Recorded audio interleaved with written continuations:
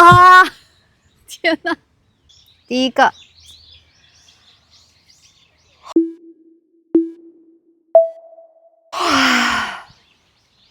这个叫什么呢？叶子刚好掉在我的头上了，天哪，好巧啊！哇，是红叶耶，是要红了吗？我们的频道是要红红火火了吗？嗨，大家好，我是艾玛，欢迎回到我的频道。大家能看见蓝天吗？这边阴天下雨，持续了快1个月之后，终于晴天了，所以我很开心。首先呢，我有一个好消息要跟大家宣布，就是我的频道订阅人数终于达到1万人了，哇！鼓掌庆祝！是的，这个速度呢，比我想象的快了好多。我原本定的计划是到年底可以达成1000人，我就很开心了。所以没想到到10月末就达成1万了，就还挺开心的。当然啦，要非常感谢订阅我频道的每一位观众，就是因为你们的支持、你们的鼓励才让我一直坚持了下来。接下来，为了庆祝我的频道有1万个订阅者了，那我就把大家经常留言问到的问题整理出来了。总共呢有8个，我放在这个小篮子里边啦。这个其实是万圣节时候的一只黑色的小猫咪，这是一个鳄鱼，这种张开嘴，摁一下牙齿，就可能会咬人的鳄鱼。那这8道题我是全部都回答呢，还是只回答几个呢？这个要取决于鳄鱼。那我先抽一个问题给大家读一下。那我会摁一下这个牙齿，如果我被咬到了，那么剩下的问题我就不再回答了。等到2万的时候，我再回答给大家吧。应该能看到吧？好，那要开始了。先抽第一个问题。好，我先念一下问题给大家。哇，老公是哪国人？那要不要回答这个问题呢？我们先来按一下鳄鱼的牙齿，准备好了哦。呀，没事，可以回答。我老公呢是中国人，在2015年的时候，他工作换到日本，我们就一起来到这边啦。好，第2个问题。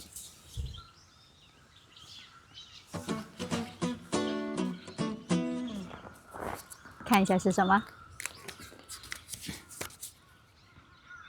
哦，老师为什么开始做 YouTube？ 好，这个问题能不能回答呢？要由鳄鱼来决定。开始咯，不要咬到我。啊！天哪！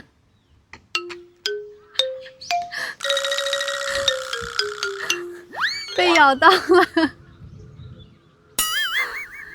那这个问题就不能回答了，等到下一次2万的时候，我再告诉大家吧。现在的温度差不多有20度，就体感很舒适。我现在一边晒着太阳，一边跟大家聊天，就觉得很舒服。太阳晒着的感觉，身上暖洋洋的，就很舒服，就好开心。起风了，不要吹我的头发。好，你是不是也遇到过以下的问题？我已经过了 HSK 4级了，老师的播客内容也是 HSK 4级，但为什么我还是不能完全看懂呢？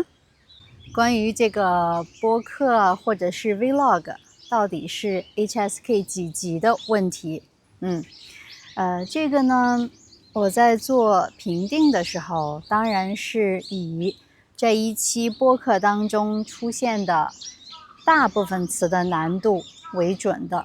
那里边一定有一部分我们经常用到的词，但是呢，会被列为 HSK 5级甚至6级的词汇。那这个我为什么还是坚持要这样去表达，把它呈现在我的 Vlog 当中呢？就是要保证我的 Vlog 内容的真实性和地道性。我们的生活呢是很鲜活的，很生动的。也就是说，无论这个词在学习当中被列为了 HSK 几级，但是我们的日常生活当中就是这样经常拿来使用的。这些知识点，这些用词，一旦落实在课本上，就会变得比较死板。所以大家不要被这些规则所束缚。看到什么地道的表达方式，比较生动，那你就可以记下来呀，不用太纠结它是几级。因为我们在真正的生活当中，你表达你的想法，跟别人沟通交流的时候，也不可能先去考虑分级，再选择词汇进行表达。当然了，有一种情况例外，就是我们中文老师。那我们在上课的过程中，尤其是 HSK 的初学者，那我们所有的老师呢，都会优先选择把一个地道的句子简单化，给它拆解成2个甚至更多的简单句。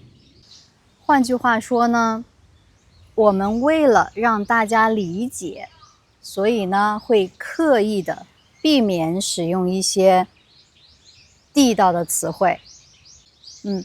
所以呢，大家在学会了基础的中文之后，还是应该多去听一听母语者在生活当中他们是如何表达的。还有多看一些中文的电视剧啦，你喜欢的明星的访谈啦，还有一些中文的播客啦，那这些都是真正的地道的原汁原味的表达。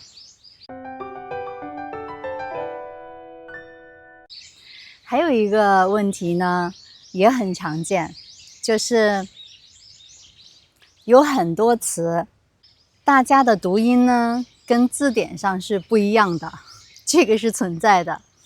比如说有一个词因为，它正确的读音当然就是4声因为，但是你稍微留心就会发现，很多中文的母语者把它读作因为的人不在少数。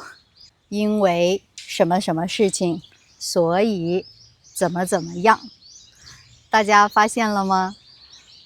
这就是标准语跟真实世界之间的差距。一门语言，它其实真的是非常生动鲜活的，也就是说，它是一直在随着时间和人的变化而不断的演化的。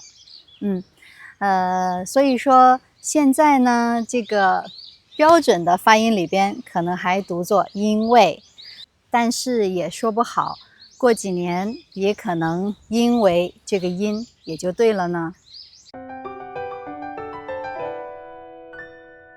比如说有一组词叫做这个 this one 和那个 that one。最开始的时候，这两个词发音只有这和那，但是呢，大部分的母语者在使用的过程中，都会慢慢的发成这个和那个。那过几年之后呢，就会发现这两个读音已经完全被采纳了，就是已经记入到字典当中了。所以大家就不用太过纠结说，日常跟书面中间的这个差距，其实应该把更多的精力放在去适应各个发音，去适应真正地道自然的这种母语的表达方式，这样才能真正让你有效快速的提高你的语言能力。大家明白了吗？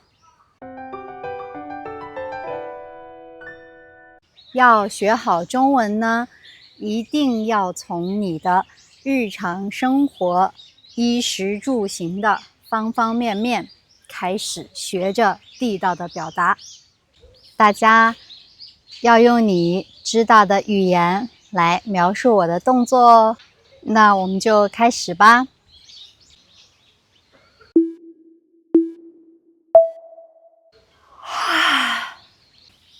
哇，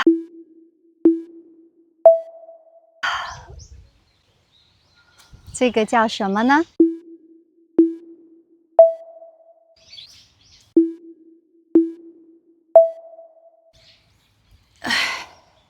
这个动作叫什么呢？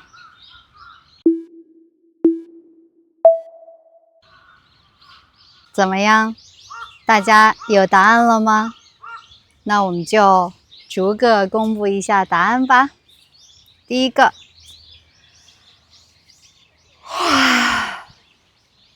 这个叫什么呢？打哈欠。没错，打哈欠呢，对健康是非常有好处的，而且大家都说打哈欠会传染，看到别人打哈欠呢，自己也就会有困的感觉，也想打哈欠。好，第二个动作是什么呢？伸懒腰。我记得在秋天不 emo 那个视频里有教过大家这个词，伸懒腰，也真的很舒服呢。这个动作叫做搭，我把衣服搭在胳膊上，然后这个动作叫做挪，挪。我们经常使用的叫做挪动某个东西，挪动一下桌子啦，挪动一下茶杯啦，还有这样挪过去。这个动作叫做捋头发，这个叫做整理头发，整理。我们还可以整理衣服，这个样子。整理一下，这些动作呢是在日常生活里经常就会发生的。虽然我们也有其他不同的方式可以表达，但是我刚刚提到的这几种，都是我们日常生活里最自然、最地道的表达。并不是说你要掌握多少很复杂的四字成语，也不是说你组的句子越长越好。中文好的人给别人的感觉呢，就是他的句子听起来非常的自然地道，就是很接地气的感觉吧。所以从日常生活的表达开始，不要小看这些事情哦。想要学会地道的中文，就把你日常生活当中出现的场景里边的词汇都要熟练的掌握，并且能够熟练的运用，这样你的中文就能听起来越来越地道了。那以后呢，我也会陆续更新一系列不同场景下的地道中文表达。只要你能跟着这个视频多听多练，那我相信你的中文一定会有质的飞跃，会越来越地道的。好的，那今天的视频就先到这里了，我们下周再见吧，拜拜。